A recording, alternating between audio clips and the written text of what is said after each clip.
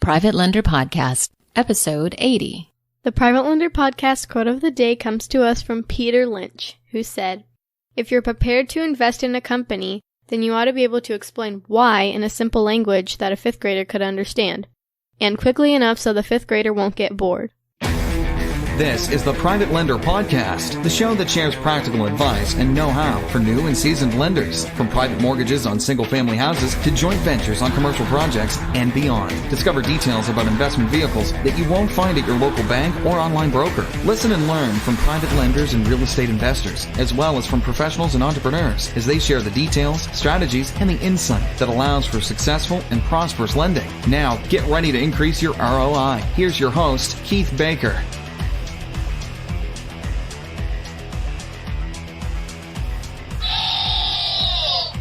Welcome to the Private Lender Podcast, ladies and gentlemen, and Lender Nation.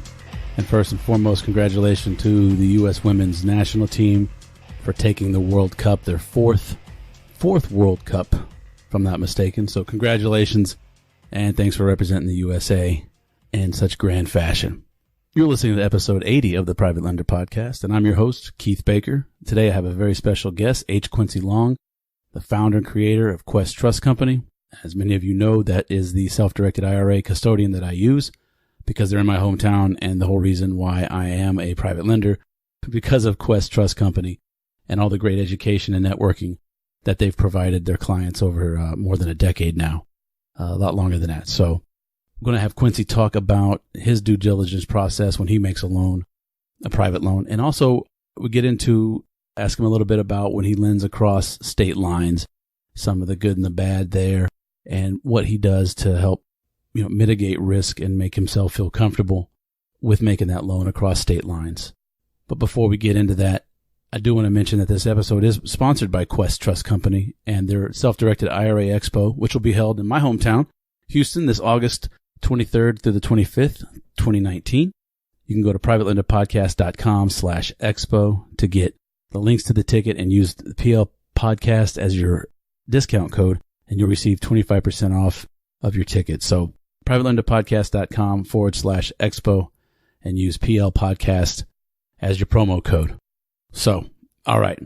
I'm excited to let you guys listen to one of the smartest people that I know in the real estate investing world and probably just on the planet in general. Let's go ahead and get to the brass tacks and to the interview with Quincy Long. Lender Nation, today I'm honored to have Quincy Long from Quest Trust Company on the show today. Quincy, welcome to the Private Lender Podcast. Thank you. Welcome for having me. Normally I ask for your origin story, your comic book story, where you came from, but I know you used to be a title attorney, so I think you probably tell your story best. Kind of tell us how you got to where you are today. Well, it's kind of an interesting thing. I guess I'm a serial entrepreneur. When I first started the company, or the predecessor to the company, what I did is I was a fee attorney for American Title Company.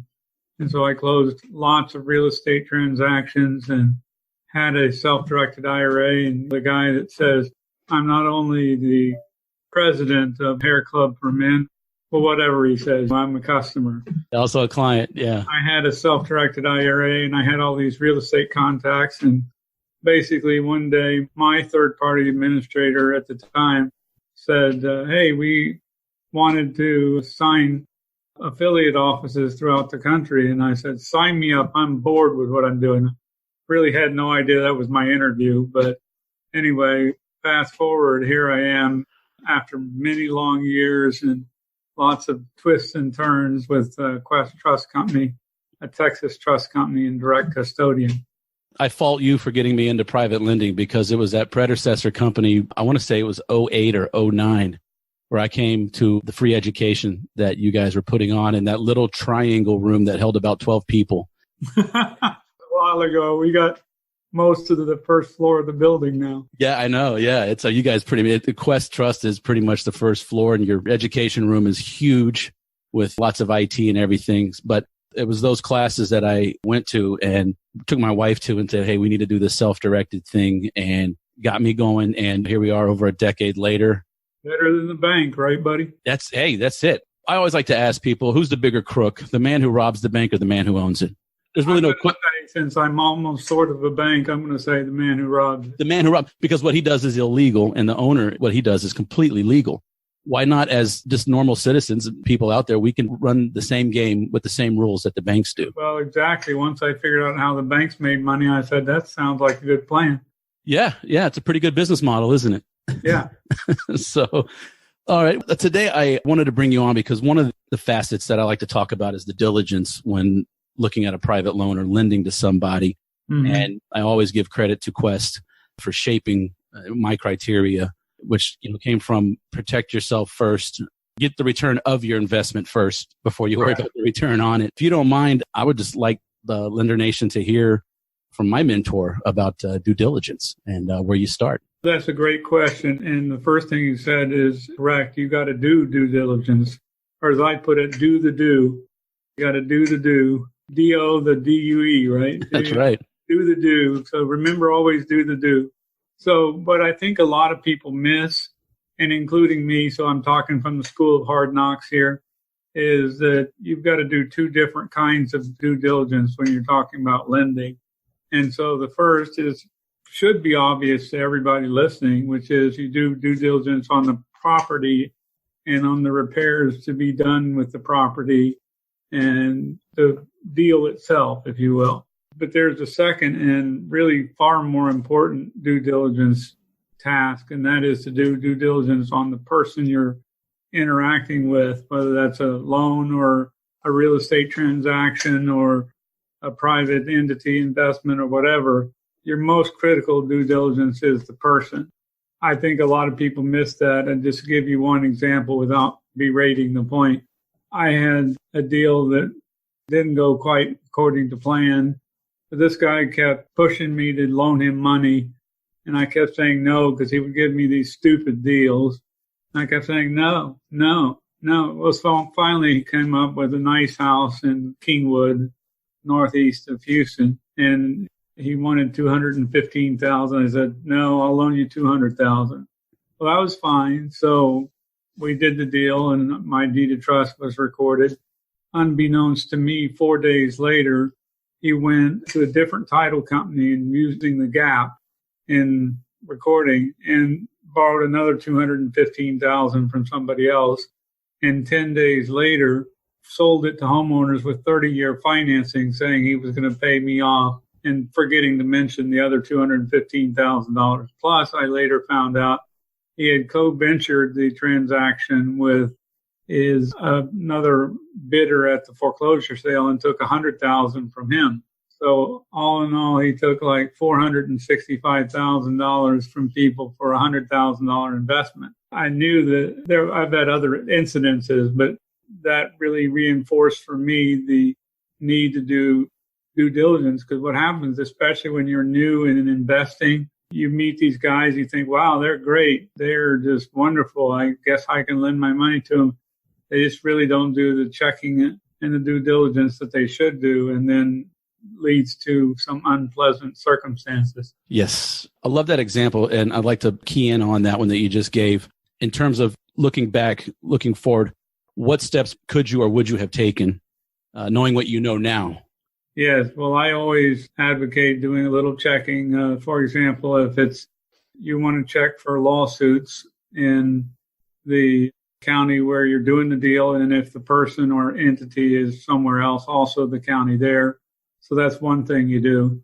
In this case, he had one lawsuit that I did find, but it was like, well, people can get sued, and it was dismissed or settled. But by the time I really checked him out, I found criminal cases against him and found more than one civil lawsuit. Now, mind you, I foreclosed on the property and my lien was first. So I got the property and the title company defended me. So it turned out fine for me. But think about it for just a second, if you'd have been that second hard money lender, check out of your IRA for $215,000 and didn't have title insurance, that would be a little bit of a problem, because you would lose. So, but they got their money back because of the title insurance. So that's one thing. And then also, when I was checking out after all this blew up, I started calling around people and they go, oh, yeah, that guy's a crook, or, oh, yeah, he did this to me, or he did that.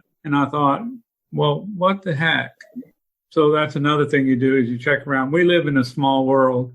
And believe me, if you start screwing people, then it'll get around. Another thing that I like to talk about when we're talking about due diligence on the person is I always type in their name followed by scam or fraud or something, terms like that. You'd be amazed what comes up when you do that.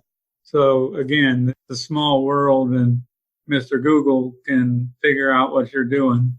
Again, you take everything with a grain of salt, of course, because anybody can say anything about anybody. The old phrase, where there's smoke, there's usually fire.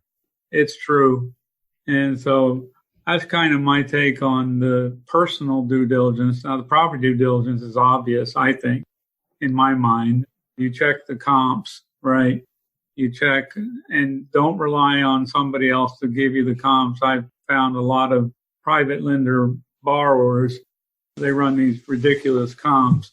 And I'm not an appraiser, so don't get me wrong, but I can tell if you have a subdivision and they're using comps from the subdivision across the freeway, that's not a comp.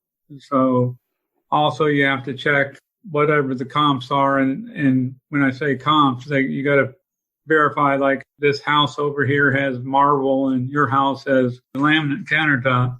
You just got to be careful. I've had a lot of people try to pull the wool over my eyes on comps and repairs. That's my weak link, to be fair, is repairs, because I don't know the value of the repairs. So I generally am going to get somebody to do the comps or the appraisal that is at least familiar with repairs to property. And that's all I can do, because the most important thing that I go for is two things. I don't ever lend to somebody that I just have never met and just don't know, because I don't have to. I have plenty of deal flow, right? Mm-hmm. But I also don't lend, though I lend all over the country. I don't lend where I don't have boots on the ground. And when I boots on the ground, I don't just mean the borrower. There has to be some other person that I know and trust in the area. So if something goes wrong, then I can at least send them over and take a look at the property and see what's going on, if that makes sense.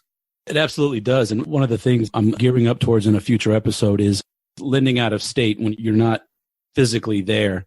Right. One of your friends, Scott Carson, invests in notes all over the country, and he has teams that he uses just like you would in Houston. If we're doing a deal in Houston, you know some appraisers because of your affiliation with the real estate community. You're going to know some contractors. You're going to know some people who can sort of guide you along the way or give you some advice or at least some counsel. But let's kind of walk through one of your loans out of state and talk about that person or that team that you have, those boots on the ground, like you said. I'll go two different ways with this. One where I screwed it up. Even better, yeah. And then one where it succeeded much better, shall we say. Okay. In the situation where I screwed it up, this is kind of many years ago, so forgive me for this. I shouldn't be on a podcast telling how I messed up, should I? No, absolutely, because I just did a couple episodes ago as we record this. I just talked about how I lost $18,000 on a second position lien, got completely wiped out with a friend. So I fully express my goof ups, my mistakes, and what were you thinkings in hopes that the people that listen don't repeat it. Yeah. Well, this would fall in the category of what were you thinking. So basically, I did a loan. At the time, I had nobody in South Carolina, or maybe it was North Carolina. I don't even remember at this point. But I did a deal with a guy who was supposedly arranging hard money loans and supposedly had all this experience and everything. So he set up this hard money loan, said that he would hold the escrow funds for repairs, and if something went wrong, he would take care of it, all the typical stuff, right? So something went wrong, like he dispersed the repairs and the repairs were not completely done. The sink wasn't even hooked up right. So, of course, the borrower defaulted, and I was like, okay, well, take care of it. He says, well, don't you need to send the letter, the notice of default? I said, you said you would take care of it. Just take care of it. And he said, okay. So he calls legal aid, or what's the one where you hire lawyers and pay them a monthly A Legal Shield, or there's some other ones. Yeah. One of those. And they assigned me to a lawyer who, it turns out, has never done a foreclosure ever. So this was not really a good experience. And this was probably 10, 12 years ago. And so, long story short, what happened is I ended up having to manage the repairs from a distance myself. Took a deed in lieu of foreclosure, basically, because the attorney was worthless, and basically managed the repairs from a distance and sold it for an $8,000 or $9,000 loss, which is one of my few losses in the 401k plan. So that was not the right way to do it. On other times, I haven't actually had to take much property back out of state simply because I've learned my lessons. Some areas that I have invested in is Richmond, Virginia. It comes to mind, where we have the Jim Ingersoll and the Richmond Mafia, as we call them. I've done some wonderful deals there, but I never ever do a deal without knowing that there's somebody else there that can check on it. So I've done a couple of deals with a real estate investor up there, and everything was good, but I always call my buddy Jim or somebody else I know and trust and say, what do you think of this area? And I did that the other day and rejected a small deal in Richmond, not because I thought the guy was a crook, but just because I didn't like the report on the area. So it's just really critical that you check out these deals and learn to verify, then trust, not trust, then verify. Like I say, never trust, always verify. That's my motto. Not too bad of an experience. No, I don't think I've ever taken one back myself out of state because I'm just more careful that way.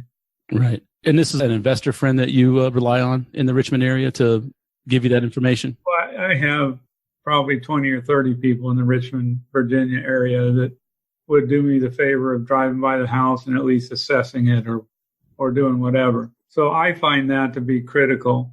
But going back to the due diligence, I did forget to mention one thing. The most important aspect of any hard money loan, private hard money loan, is not the property, even though you think it would be. It's the person that you're loaning the money to. And if you've got somebody that has survived, particularly that has survived a downturn and not defrauded everybody and walked away from stuff, that's the kind of borrower you need. Absolutely. I like to say I want a borrower who will cut their own throat to make me whole because they know that as soon as they get stitched up, I'll loan them money again. Exactly right. So integrity is everything. Absolutely. And integrity not only to other people, but integrity to oneself, because that's where it all starts and flows out. And I like the fact that you said, you Google people's names. That's one of my tricks that I do as well. One of the first websites that comes up is the ripoff report.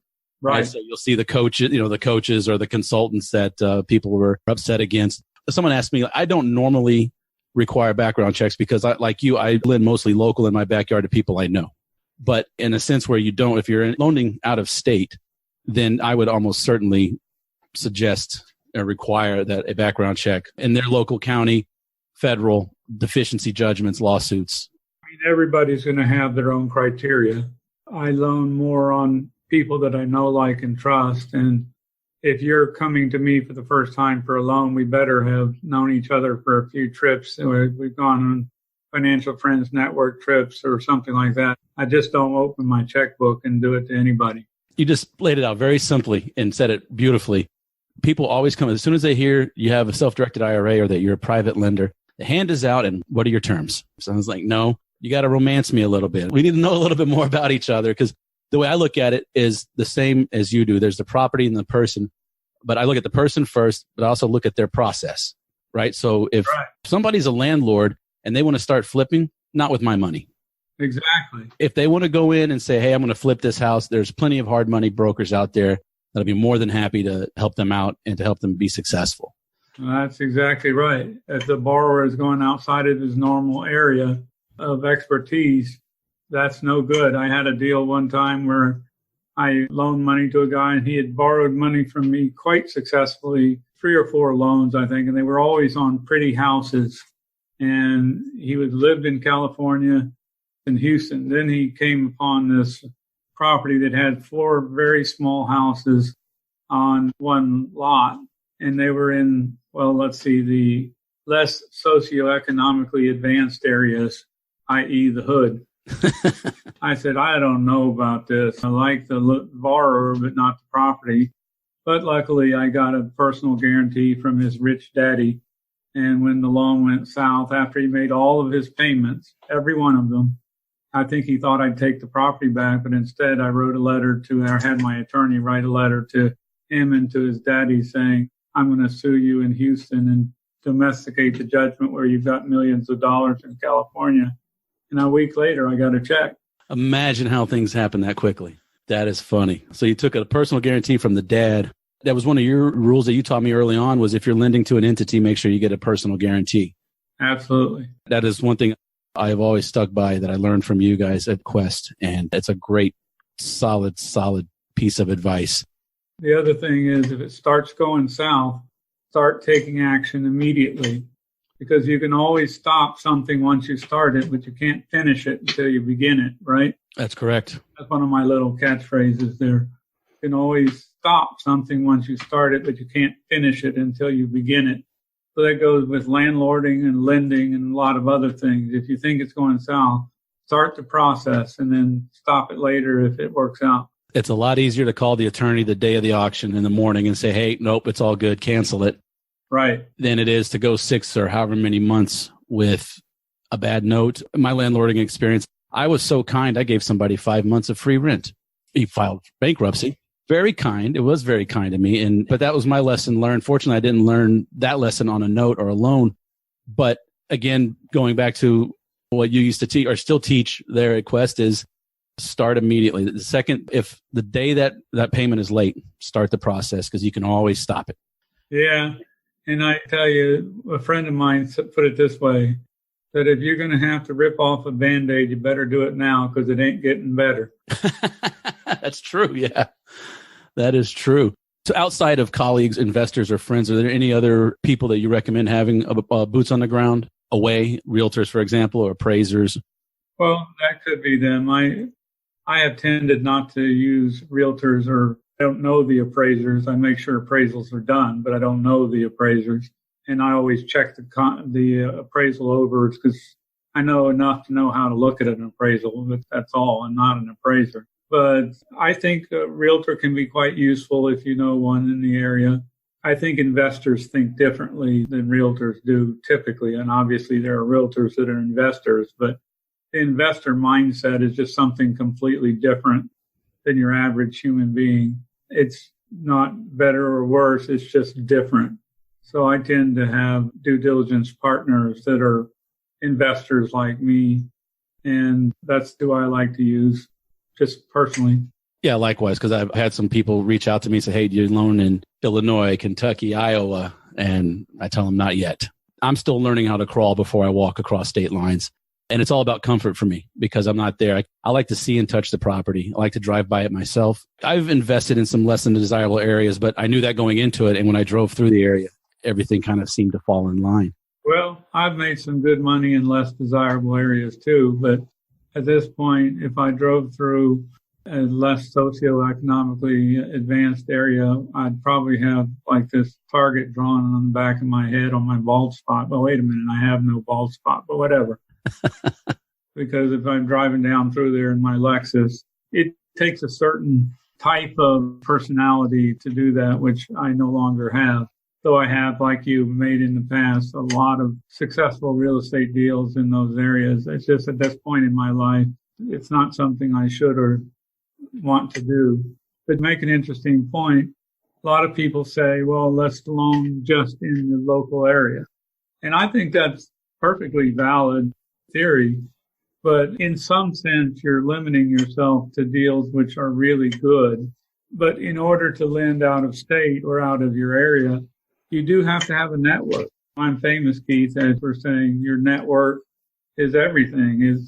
It's the most important aspect you can have as a real estate investor. It's not money. It's an investment network where you can get advice and hear the words of experience.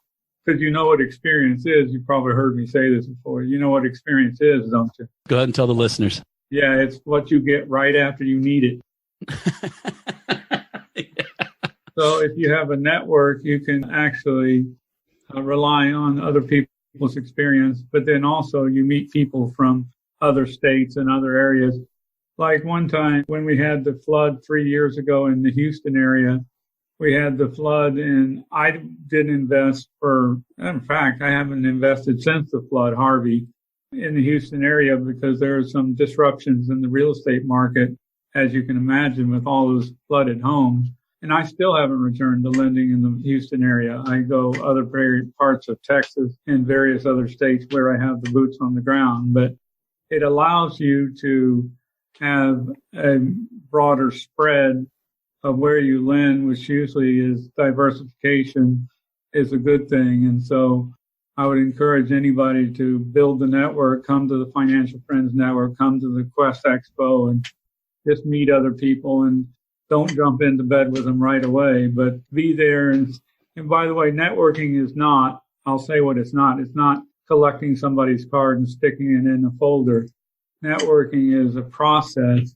It's like a little baby. You have to nurture it and raise it up and meet people and not be shy, and don't give them a business card, for example, that says Exxon Mobil Corporation engineer. Well, who the hell? I don't care about your engineering.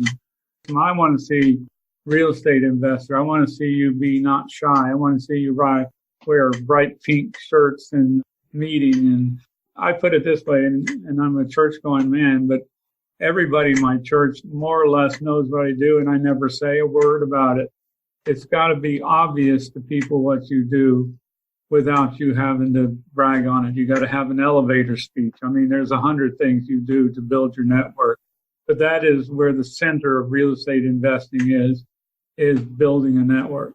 Absolutely. And I don't think anyone in the Houston area has gone and done more than you guys in providing opportunities for investors and lenders, borrowers to come together and to do just that, to network. And you've already plugged the expo, which we're going to get to shortly. But you guys have these things. One of my favorite events at Quest is Fright Night.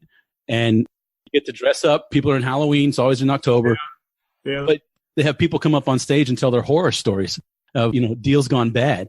And normally at networking events, it's all positive and rah-rah. And that's what I love. It's like, no, this is real. The stakes do happen. No investment is 100% sound. I don't care if it's a CD, if it's government backed. Sorry, I don't have a whole lot of faith in any government except to do the wrong thing at the wrong time.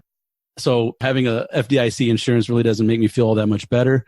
There's risk in stocks, bonds, real estate, but mitigating your risk, knowing the game up front, and more importantly, knowing the people that can help you up front before. Like you said, experience is what you get after you need it. Yeah, that's right.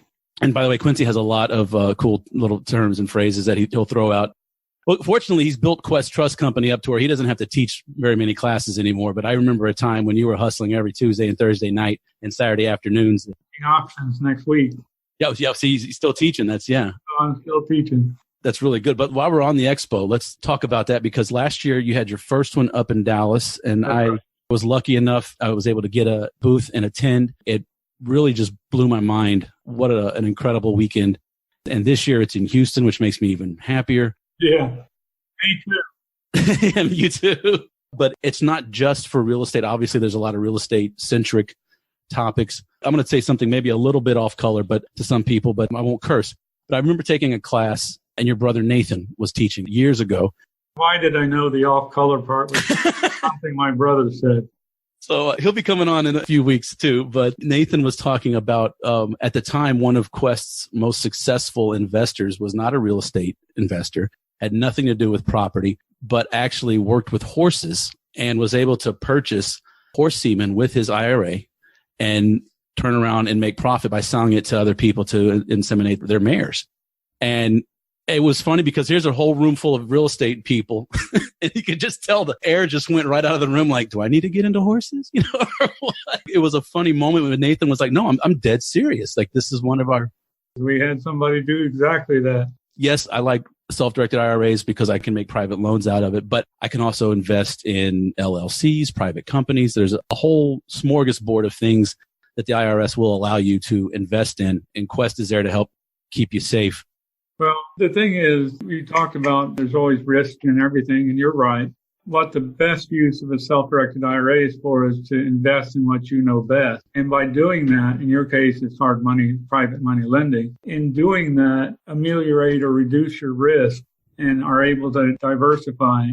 So that's an important aspect of self-directed. Nobody's going to give you the investments. That's up to you to find the investments. But at least you control it rather than giving it to a fund manager, which is always looking brilliant when the market's going up. And, well, what happens when it's going down? You just stick with it, of course, according to them. Yeah. Why do brokers make money when the market goes down? They didn't make anybody any money. We didn't lose as much. Therefore, we deserve our bonuses.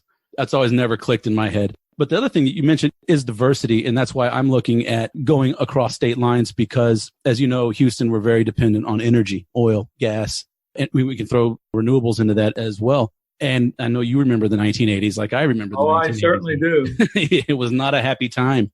3 and 4 houses in a row owned by the government. It was really wild. Absolutely. Interest rates on retail mortgages, 12 to 16%. It was nuts. But I tend to shy away from the coast just because of thinking about lending out there because of the volatility aspect. That's a fair assessment. But that's not to say that there aren't people that can do it, that are there and know how to do it successfully and can hedge those bets for market downturns or swings. And like you said, that diversification, in a city that's not dependent on energy, maybe it's tech or healthcare or some other industry. Probably don't want to get on a conversation about manufacturing in the United States at this point in time, but whatever that industry may be, diversify away from it. Because we know everyone in Houston knows that there's a pretty good chance that if they're related to oil or oil services, their chances of having to find a new job every 3 or 4 years is pretty high. But that helps us because we can show them how to make private loans and use that money with that old 401k. There you go, with the old 401k. That's exactly right. That's it. Let's be clear about one thing. I did want to clarify this. I have no problem with people investing in the stock market. It's just not what I do. And therefore, it's what I choose not to invest my money in, something that I don't really know and understand and can control. When I take property back from my private money loans, I usually make money, sometimes a lot of money. And that's because I'm controlling the risk by investing in what I know best, which in my case personally is real estate. And I'm right there with you. I still have some of my portfolio. Back to your diversification. I think it pays to have some money on Wall Street. It'd be silly or in banks or some other vehicle. It doesn't have to necessarily be real estate or bonds or stocks, but just to have your eggs, a little bit of, not a whole lot. Most of my money is with you guys, as you know, is with Quest, except for my current 401k that I can't touch yet. I'm hoping maybe later this year I'll be able to. But I've already stipulated I'm going to put 10% of that back for stock market stuff. I'll be honest, I'll put it out there on the internet. I'm going to try to time the market with a little bit of that money. The rest of it is going to go into real estate and hard loans because I understand it. I can mitigate the risk up front.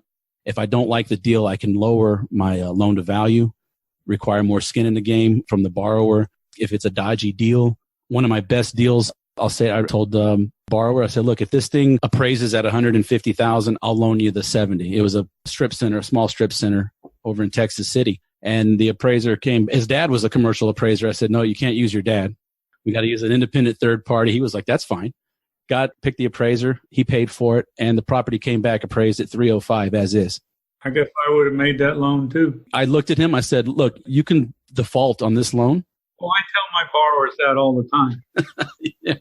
You can default and I'll borrow. If you can bring deals like this, I'll loan to you. I mean, that was the quickest $70,000 that ever left my hand, just based off that commercial appraisal. So anyway, I digress. Let's talk about the big party that's going to go down on August 23rd, 24th, and 25th at the Royal Sonesta in Houston. That is the Quest Expo. That should be quite an experience. And one of the things that's really important is not only are you going to run into 300 to 500 of your co-investors or people that are knowledgeable, but you're also going to have a series of great vendors and education that'll be number one quality education. And there's no sales whatsoever from the stage. So I understand that other people, I don't say I have competitors, but there are other companies that offer similar services. And you go to some of their meetings and it's sales rush to the back of the room. Quest has never done that. And because one, I don't like it, but it just takes away from the education aspect. And yes, we charge a little bit for the tickets because it costs over $100,000 to put on one of these events. But remember that if you're trying to build a network, there's going to be people from all over the country that are flying in to come to that event, and vendors that you can rely on and talk to, get some information and to see what they do and to see if you want to use their services.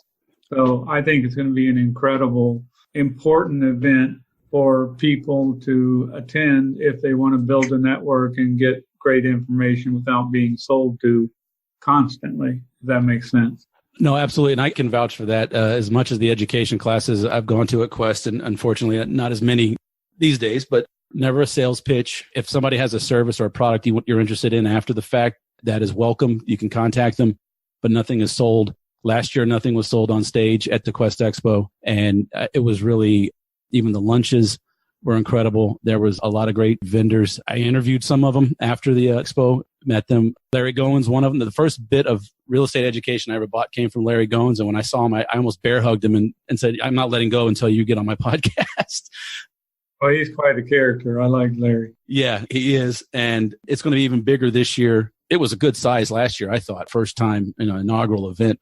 Right. Good size. And this year it's going to be even bigger. And you guys have graciously provided our listeners with a discount, 25% off your already reasonable ticket price using the code PL Podcast. And you can go to the show notes page and get that discount code and links to it. And I highly recommend, if you're even considering real estate or expanding your network, you need to come out August 23rd to Houston, Quest Trust Company Expo.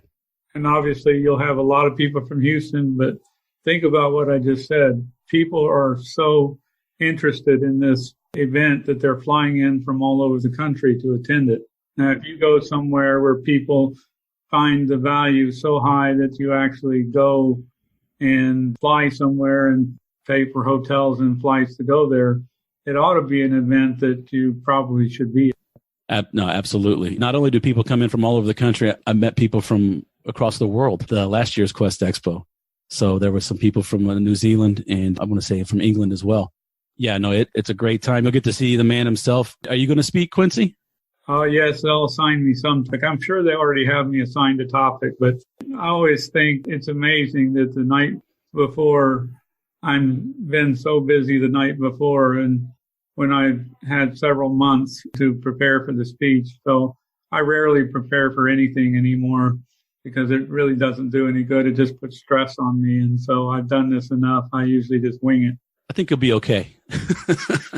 The old joke, how would I have known months ago that I was going to be so busy the night before? Yeah. I'm an attorney, and therefore I often kind of doing it at the last minute. Deadline, an attorney loves a deadline. I would say that's accurate. Yeah. I would say that's accurate. I'm poking too much fun at myself, aren't I? But No. That's what I love about talking to you. And I got to say this. A couple of times ago, I saw Quincy. Poor guy was coming out of the restroom of a movie theater. And I told my kids, I was like, hey, look, there's Quincy. and Quincy's just like, oh, hi. It happens all the time. It happened at lunch today, And I realized, I'm sorry to accost you outside of a men's room at a movie theater. But hey, how are you? How you doing? Yeah, you were gracious with me. So yeah, go to privatelenderpodcast.com/expo. You get all the information you need there. Quincy, I want to thank you for coming on today, but more importantly, I want to thank you for all of what you've done to the real estate community for Houston. And again, there would be no Private Lender Podcast if there was no Quincy Long and Quest Trust Company. So thank you. Really, really appreciate it, Keith. All right. I look forward to seeing you in August. All right. Take care. And there you have it, Lender Nation, the interview with Quincy Long from Quest Trust Company. Remember, go to privatelenderpodcast.com for the show notes. This is episode 80. If you want links or more information about Quincy, his lending criteria, or the Quest Expo that's coming up this August 23rd through the 25th, 2019 at the Royal Sonesta Galleria in Houston. Come on out. I'll be there. Stop by, say hello, and sign up. I'm going to be giving away coaching sessions and all types of stuff. Hopefully, I'm going to be giving out some discounts for Quest fees as well. They usually give me a few discounts to hand out. So come on, stop on by, say hello. And while you're at it, just go to privatelenderpodcast.com and sign up for the application guide and checklist. And I did that last episode, walk you through kind of bit by bit the application process and the little guide to help you work your way through it and to get the documentation you need to keep yourself safe and keep your money even safer. That's going to do it for this episode. I appreciate you listening. I do appreciate you taking time out of your day to listen to this while you're working out, running errands, or maybe commuting into work, or maybe you're in a meeting. Who knows? Maybe on an airplane. But it means a lot, and it also means a lot that you guys keep reaching out to me. I can't say thank you enough. The good and the bad and the ugly. I want to hear it all. What you'd like to hear, what you like, what you disliked. Keith at privatelenderpodcast.com. Just drop me an email. And until I see you on the next episode, I wish you all safe and prosperous private lending. Thanks so much for listening to this episode of Private Lender Podcast with your host, Keith Baker. For more great content and to stay up to date, visit privatelenderpodcast.com. If you enjoyed today's episode, please rate and review, and we'll catch you next time.